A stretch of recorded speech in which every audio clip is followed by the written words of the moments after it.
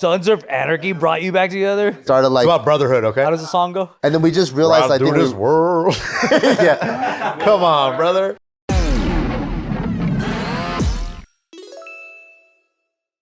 Welcome back to another exciting episode of Careful Boys, where, we're always giving relationship advice because we're your big brother out there. So there's this trend going on TikTok called date till you hate. You heard about it?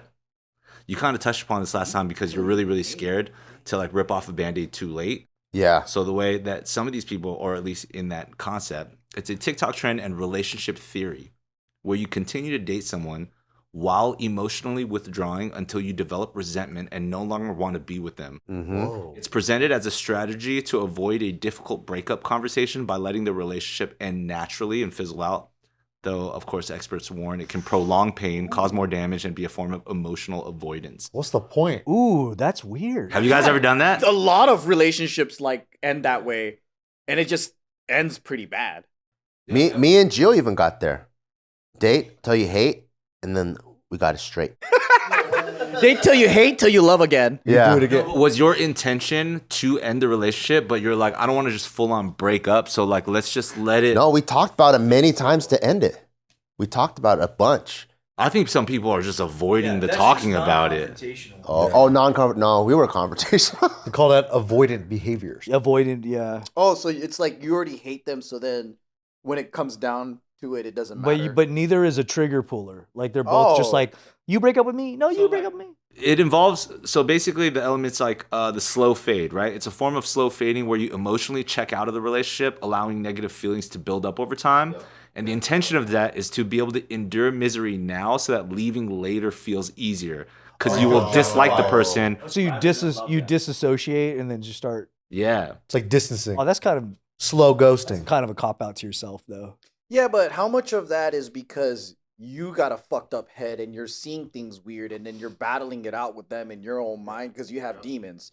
And then it's like, that's just a stupid ass way to handle conflict. Unless you're both that type of person. But I think both people could have demons, and I think the younger you are, the less self-aware of those demons. So it's always usually the other person's. Oh, that's true, yeah. But the older you get, the more you like take responsibility, and you're like, oh, I can see how I contributed to that. Well, some people, they whatever perception they have, they think that's the only way it could be, and that's the only objective thing. Instead of going, well, maybe they see it differently, because the truth is somewhere in the middle. You ever had a breakup like that? I don't know if that was ever the intention to be like, all right, I think I need to be out of this relationship, but like I'd rather just kind of like, I don't know, like I'm not trying to break up. I don't want to look like an asshole. I've never been like that. But maybe subconsciously that was part of it. Because nowadays I think you have to do stuff like that to learn that like that's not tight for you. It's not worth it. I always just break up because I thought I'm more of an asshole if I'm leading them on. Nowadays, I feel like that's... and I feel bad. I for sure feel bad. Never, when you were younger, thought to yourself like, I don't know what this is going to be. I don't know. You always ripped off the Band-Aid? I would maybe think about it for like a week or two. I'm like, oh, fuck, should I do it? I'm like, damn, I really don't have any more feelings. But in that week or two, you probably weren't like acting like everything's normal. And then like you would just like sulk in your own misery by yourself. You might have been distant, right? I'm distant emotionally. So that's exactly what it is. Say she comes and sees me, hey, whatever, right? And that would kill me even more. I'm like, fuck, she fucking still loves me. I don't feel shit. What the fuck? Yeah, and then even though you're feeling that, are you also going, hey? Yeah. You asshole. Exactly. Oh. So I think, so now I'm acting right? Because I'm like, fuck, now I feel really bad. I feel I'm just straight lying to her. Yeah, that's rough. And then you get a blowjob and you're like, fuck, why? You don't fall back in love? I'm like, man, why did I let it get to this point? See, that's where she messed up. She's got to give you the blowjob and not let you bust. Whoa. Because then you can't have that post-nut clarity. No. I mean, that means you know. That Because I sucks. get suckered back in. I'm like the girl version of like when I'll give him another chance even though he fucked me up. You know? I broke up with a girl. She baked me some Rice Krispie treats, sucked my dick, and I became her boyfriend again. As acts of service guy, though. As Acts of service. It's not so bad. And then, we fucking still broke up afterwards. What a gesture, though, you know? I should have trusted Rice my instincts. Krispies? That's pretty good. And she gave you fellatio, dude? Rice That's pretty Krispies crazy. and a blowjob was pretty crazy. Right? That's a fucking dope ass comeback to me. The home run. I can right stop there. wars, brother. I would have been the asshole if I had give another chance after that. I mean, some people use it, like we've kind of touched on, for avoidance. It's a way to avoid the difficult, painful conversations associated with breaking up, especially if one person is afraid of being the bad guy or facing conflict. Another is exhaustion. Some people are tired of the dating scene and the disappointment of searching for a partner, so preferring to let a relationship collapse slowly rather than start a new one might end badly. And then there's no one-sided breakup with it, right? It's seen by some as a way to ensure a breakup is mutual. If they also build resentment, your partner builds resentment. Okay, now I get that. Yeah. Yeah. So I've also seen some people where they probably should have broke up, but in their mind, it's worse to be alone than to have someone. And they kind of just mutually coexist in this kind of no man's land too. This episode is brought to you by the RP Hypertrophy app. Want to build muscle but don't know where to start? Get jacked with the RP Hypertrophy app, built by Dr. Mike Israetel, who you've seen on this show. This app features over 45 pre-made training plans to help you get the results you want. Everything here is backed by science and the very latest in research. So you know it's gonna work. And the very best part, it's super easy to use. Our subscribers, that's you guys, get a discount by visiting rpstrength.com/rpmuscle. That's rpstrength.com/rpmuscle. RPMUSSO. Link in the description below. Yeah, I've seen that. That's also if like the other facets of your life are dependent on that person too. Oh yeah. Because then it's a mess. It's what like is a messier breakup. Yeah, sometimes you just don't want things to be inconvenient everywhere else, even if you're emotionally checked out. That's like the weirder, lesser of the evil. That was where me and Gio was at, or like if we broke up, and this is like JK Films, JK Party, like heyday, like 100% everyone on board. I'm like the ripple effect of this is crazy. So we better be fucking crystal clear on what we want to do, and we like tested it out for like 60 days. What do you mean tested it out? You had like a break. We had a break that no one knew about, but within us, where we like, okay, we're just gonna be broken up. You live your schedule, I live my schedule. You still live together. We lived together. We couldn't. Did you know? He probably told me, but I forget because I had. He didn't know during the time. We didn't want to let anyone know. 'Cause Damn, you couldn't even tell Joe at the time. we didn't want it to be like false alarm.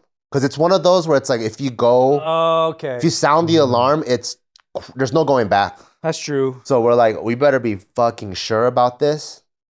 But then we started watching Sons of Anarchy again, and then we got back. Good show. Sons of Anarchy brought you back together. Started It's like, about brotherhood, okay? How does the song go? and then we just realized, I through think this world. yeah, Come on, brother. that we realized that we actually want to work on it.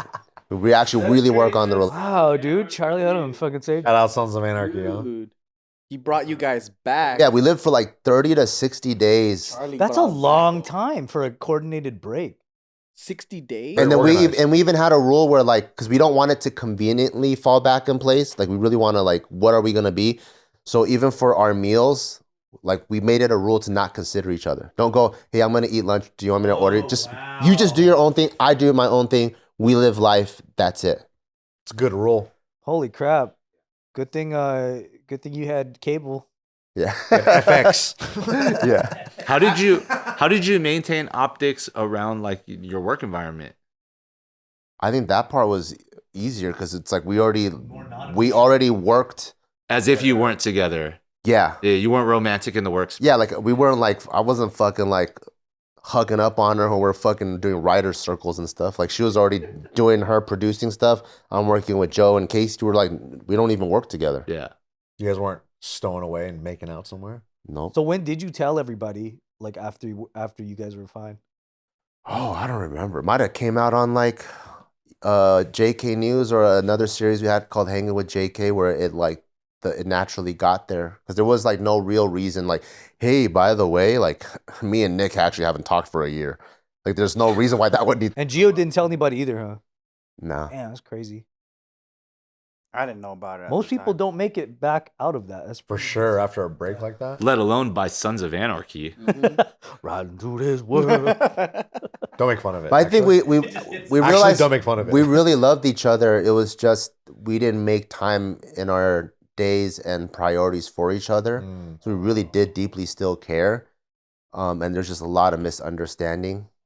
So we had to just had to fix it. That's tight. Yeah. So the resentment wasn't I guess the full on turn into full on hatred. We were still able to have empathy for each other. And then I think that was a good route back. That's also the hard, you went the hard mode that most guys aren't willing to do, which is cool. You have to do real work to come back after that. I mean, I've always considered my past relationships fortunate that things were always amicable. So I think that there would be moments where I resented the relationship, but never the person. I could still fully love the person, but just not love our relationship. So I think, and I'm still cool with all of my previous relationship people for the most part that were real relationships. I'm not talking dating or anything like that, but and I still have that empathy that we went through something very private together. So I'm always gonna not feel for you, but see you in a different category of human relationship is all. But even if I was that was a bad relationship, that did not work out. Yeah.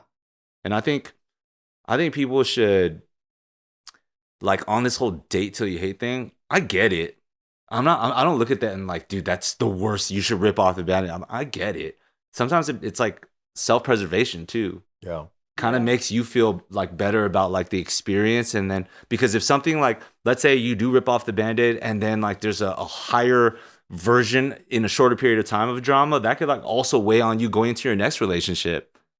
Yeah. Versus kind of okay, maybe that was a little bit of prolonged pain, but I might be able to process it more clearly going into something else and being a different version of myself. So That's true. I have a friend who was in a relationship so freaking long, mainly because every time she would try to initiate breakup talks, it would get so insanely dramatic and it would be a laborious time that let's say that I felt like talking about breaking up, I had to make sure that I don't have work the next day because the fighting would go to that level with them. Wow. And it went on probably Wow. maybe fucking 5 or 6 years longer than it should have Damn. because of that Wow. dramatic thing of oh, I want to leave, but whenever I bring it up, you don't want to let go and you make theatrics and shit. Some people. so it's based on fear. Threatening suicide. It's everything. Yeah, It's a good strategy if you want to keep your all girl. across the board. Can you imagine being in some shit like that where even just the bringing it up is gonna be a 2 or 3 day ordeal? You don't even have time to talk about breaking up. It's I might as well just stick together Yeah, if I want to keep my job. that's why they were together so damn long. Damn. I also find it really interesting where you don't know people are doing what is it, date until you hate. There's some people that they always talk so great about the relationship, all their social media looks so awesome, and then they break up and you're like, damn, what happened? And they go, oh, it's been bad for a while, and you're just like, what?